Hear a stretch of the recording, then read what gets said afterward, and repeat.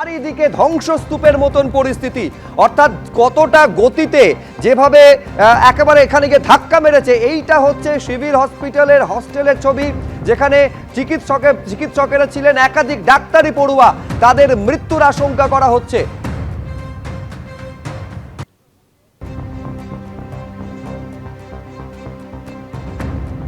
এই সিভিল হসপিটালের ভেতরের ছবি, বুঝতে পারছেন যে কি বিরাট অভিঘাত ছিল। বড় বড় পিলার পর্যন্ত ভেঙে গিয়েছে, একেবারে ভেঙে ভেতরে ঢুকে গিয়েছে। অর্থাৎ অত্যন্ত দ্রুত, স্বাভাবিকভাবে টেক অফের সময় যে স্পিড থাকে সেই স্পিড, সেই গতিতে কিন্তু গিয়ে ধাক্কা মেরেছে, যেটা ধরা পড়েছে মোবাইল ক্যামেরায় তোলা ছবিতে, যেটা এই মুহূর্তে বিভিন্ন মাধ্যমে ভাইরাল হয়েছে। সেখান থেকে পর্যন্ত উদ্ধার কাজ চালানো হচ্ছে। જે ફ્લાઇટનો હિસ્સો છે તે અથડાયો હતો ને અત્યારે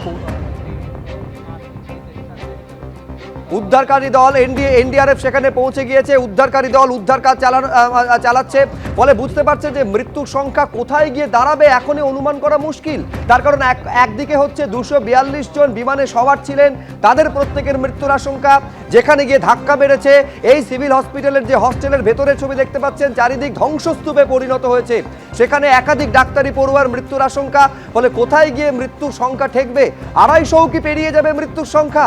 এই ভয়ঙ্কর উদ্বেগের এই সংশয়গুলো এখন বড় হয়ে দাঁড়াচ্ছে।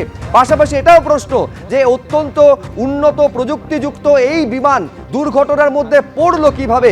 কি এমন ঘটে থাকতে পারে যার জন্য পাইলট মেডে কল করলেন এটিসিকে, এবং এটিসি তার জন্য উত্তর দেওয়ার ন্যূনতম সময়টুকুও পেল না। কারণ যে মুহূর্তে মেডে কল হচ্ছে পাইলট বা বিমান চালক ও একটা এক্সট্রিম সিচুয়েশন, এমার্জেন্সি সিচুয়েশন परिस्थिति कॉल करे। अभी भी कुछ डेड बॉडीज है वो मिली है कि नहीं, क्योंकि यहाँ पर बताया जा रहा है कि 7 जितने डॉक्टर्स हैं वो जब ऊपर मैस में खाना खा रहे थे तो उन लोगों की इस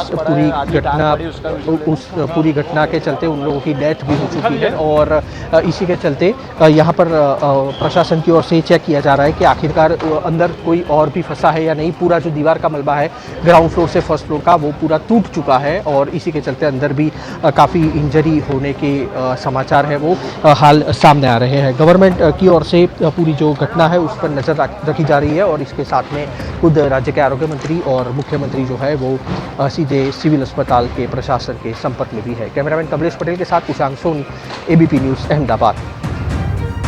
আমাদের প্রতিনিধি যেমনটা জানাচ্ছেন, যে মুহূর্তে ধাক্কাটা এই ভাইরাল ভিডিওতে দেখতে পাচ্ছেন, যে মুহূর্তে ভেঙে পড়ে এই বিমান, এই হস্টেলের ভেতরে কয়েকজন খাবার খাচ্ছিলেন।